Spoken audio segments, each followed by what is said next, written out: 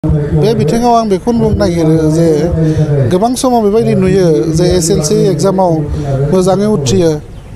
95 जौखोन्दो 93 जौखोन्दो 90 जौखोन्दो 80 जौखोन्दो बेबायदि लानानै सेथि मासियाव फैयो नाथाय उननि एग्जामफोराव हायार सेकेन्डारि बा उनाव ग्रेजुएशनाव बेबायदि बै साक्सेसखौ लाखिनो हाया आं बेखौनो बुंनो नागिरो जे साक्सेसआ मोनसे कन्टिनिउआस प्रसेस जे खनसे जोङो रिजाल्ट खालामबानो लाइफआव साक्सेस जागोन बेबायदि नङा इट्स अ कन्टिनिउआस प्रसेस जों जेबायदि मेट्रिकआव रिजाल्ट खालामदों बेबायदिनो जों हायार सेकेन्डारियावबो खालामनो नाजानांगोन नाथाय मालाबा जे स्टुडेन्टफोरनि गेजेराव माखासे डिस्ट्रेक्शन फैयो आरो दिनैनि बिथिङाव दिनैनि सानाव डिस्ट्रेक्शन गोबां दङ माने आन्दायहोग्रा लामायाव आन्दायहोग्रा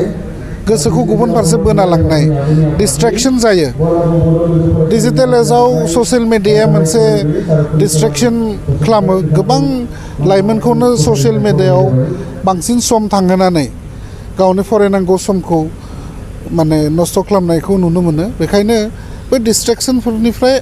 एसे गोजानाव थानांगोन जों जिउआव साक्सेस जानोब्ला बा बै कन्टिनिउआसलि जों साक्सेस जानोब्ला बै डिस्ट्रेक्शन्सफोरनिफ्राय जोङो गोजानाव थानांगोन दिनैनि जे लाइमोनफोरा बांसिनानो माने ड्राग्स एडिक्ट बायदि निसा बुस्थु जानानै नंगौ बेखौनो आं बुंखाबाय डिस्ट्रेक्शना बायदि जानो हागौ social media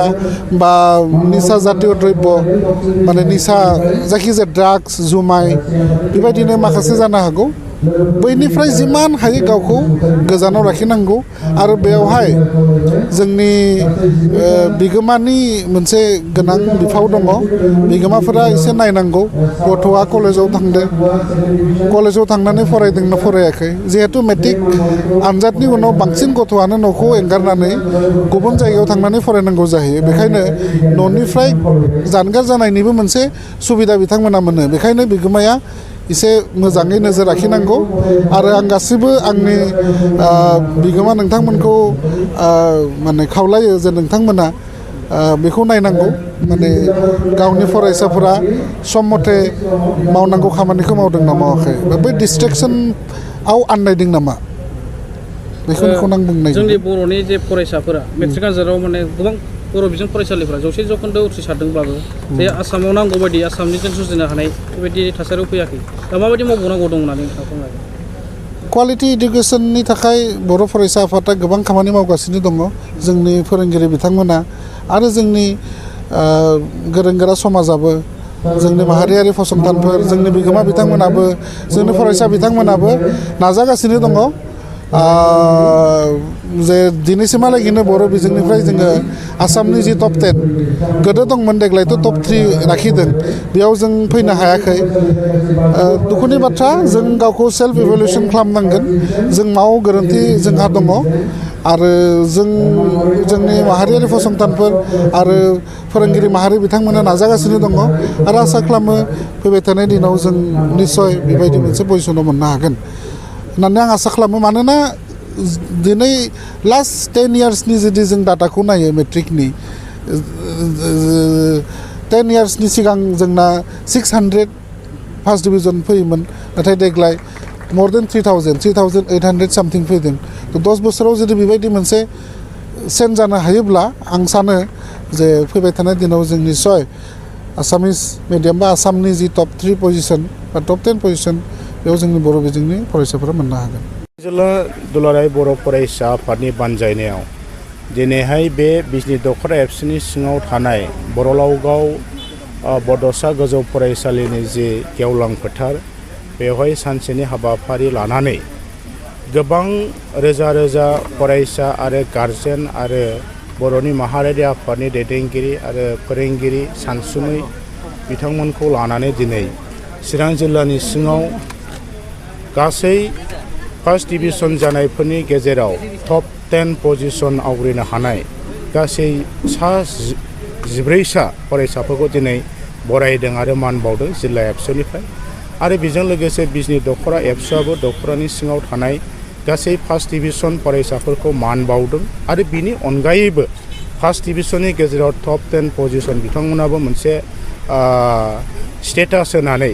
top 10 position हल्डार student बिथांमोनखौ मान बावदों बरायदों। बे हाबाफारिया जोबोद गाजा गोमजायै दिनै जानानै थांबाय। गोबां फरायसाफ्रा बाहागो लादों, गोबां गार्जेनफ्रा बाहागो लादों। चिरां जिल्लाया जोबोद गोजोननाय मोन्दों। बे खार'नाव जों बे बोसोराव बांसिन गोजोनदों, मानोना चिरां जिल्ला हिसाबै गासै आसामनि गेजेराव दिनै जिल्लानि गेजेराव मोनसे पजिशन फार्स्ट पजिशन बे मासिखौ आवग्रिनो हादों आरो बे पजिशनाव थांनाय बोसोरावबो जों मोननो हादोंमोन।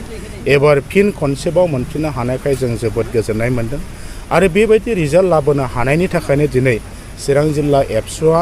जोङो गासै जिल्लानि सिङाव थानाय जोंनि फरायसालिनि फोरोंगिरि बिथांमोननिसिम जोङो रोजा रोजा साबायखर बावदों। गासै गार्जेन बिथांमोना फरायसाफोरखौ जोथोन लानानै बेबायदि मोनसे रिजाल्ट लाबोनो हानायनि थाखाय बिथांमोननिसिमबो जों जोबोद साबायखर बावदों। साफ्रोमबो फरायसाफ्रा गाव गावनि जि मोनसे